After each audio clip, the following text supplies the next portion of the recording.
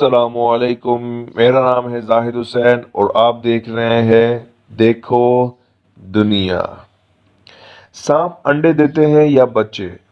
इस सवाल का जवाब अक्सर लोगों को दुरुस्त तौर पर मालूम नहीं और अमूमन ये समझा जाता है कि सब सांप अंडे देते हैं।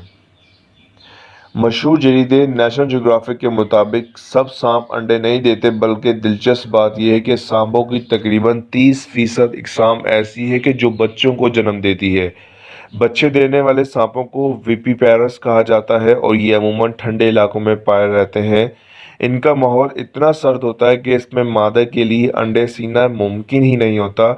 लिहाजा कुदरत ने इनमें अफजाइश का तरीका जिंदा बच्चों को जन्म देने की सूरत में मुकर्रर कर रखा है। अंडे देने वाले सांपों को ओविपेरस कहा जाता है और ये अमूमन गर्म इलाकों में रहते हैं। इनका गर्म माहौल अंडे सीने के लिए मौजू होता है।